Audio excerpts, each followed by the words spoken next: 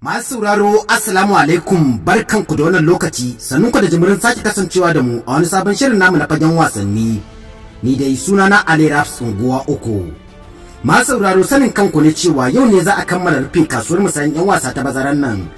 Kuma ga wasu daga cikin manyan labarai da muka zakulo muku. An bayyana cewa an kammala yarjejeniya dan wasa Safyan Amrabat ya zama sabon dan wasan kungiyar kwallon kafa ta Manchester United da kungiyar kwallon kafa ta Fiorentina a matsayin aro tare da zabi domin sayan sa.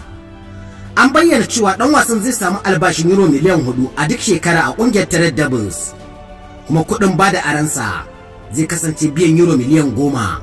Sannan kudin zabin sayan sa euro miliyan 25. Amrabat ya kammala gwajin lafiyarsa a matsayin sabon dan wasan kungiyar kwallon kafa ta Manchester United.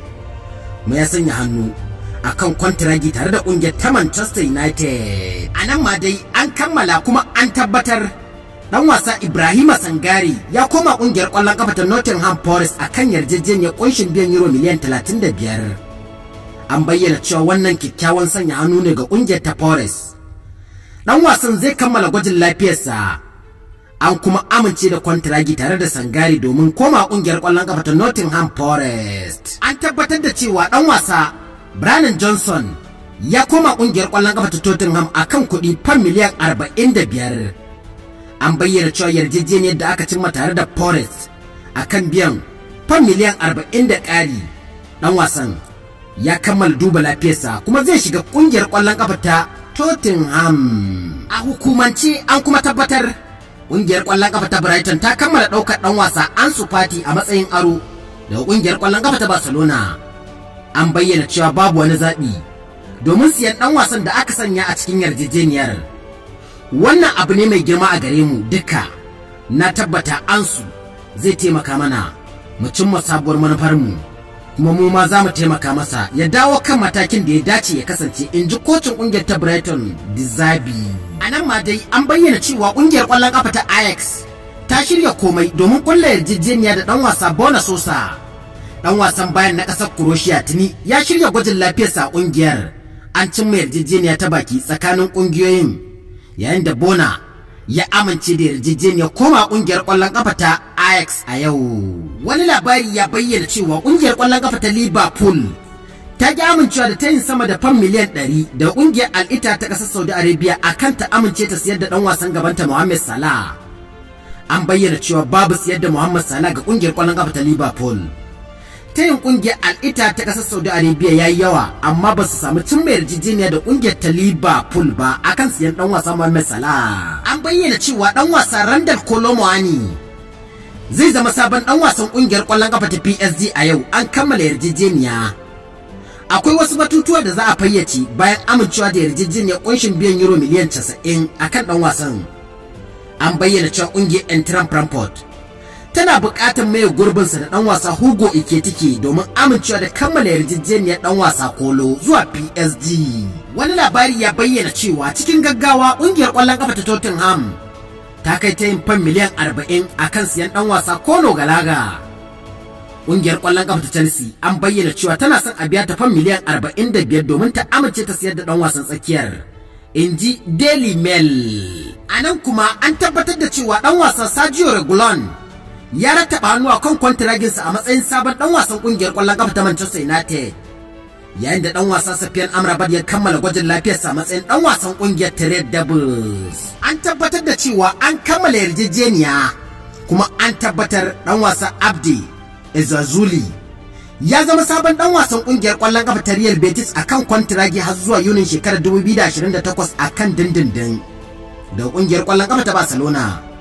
Haka zalika an bayyana cewa Barcelona za ta karɓi kashi 50 na cinikin ɗan wasan a siyar da shi a nan gaba. A wata tambaya da aka yi wa kocin ƙungiyar ƙwallon ƙafa ta Real Madrid Carlo Ancelotti, shin za ka rage albashinka domin samun ɗan wasa Kylian Mbappe a Real Madrid? Ancelotti ya ce a'a, ban san abin da albashina zai yi akan zuwan Mbappe nan ba. Kuma hasali ma dan wasa Kylian Mbappe dan wasan kungiyar kwallon kafa ta PSG ne. Wani labari ya bayyana cewa kawo yanzu gwajin lafiya yana gudana ga dan wasan Rob Holding a kungiyar kwallon kafa ta Crystal Palace. An cimma yarjejeniya akan biyan fan miliyan 4 canza wurin dindindin daga Arsenal. Dan wasan bayan ya fi son komawa Palace akan tayin da aka yi masa da kungiyoyin gasar La Liga. An tabbatar da cewa dan wasa Joao Felix ya isa Barcelona domin kammala komawarsa kungiyar kwallon kafa ta Barcelona. Kuma yanzu Joao Cancelo yana shirin isa a cikin sa'o'i masu zuwa birnin Barcelona domin koma kungiyar. An bayyana cewa hukumar gasar La Liga ta amincewa Barcelona ta dauki 'yan wasa Joao Felix da Joao Cancelo bayan da hukumar ta tabbatarwa da kungiyar damar yin hakan. Dan samari, in faɗa maka wata magana ko zaka yarda? Shin ka san da cewa yawan data a wayarka yafi murmushin 'yan mata daɗi kuwa? Idan baka aminta da wannan batu ba, to maza garzaya Play Store na kan wayarka domin ka sauke application din CT Data domin ka gwada sayan data mai rahusa ka ji irin farin cikin da ke samuwa idan kana da wadatacciyar data a wayarka.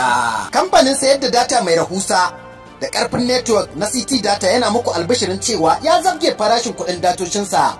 Yanzu za ku iya siyan datar MTN akan naira 220 kacal, Itel, Glo har ma da 9 Mobile.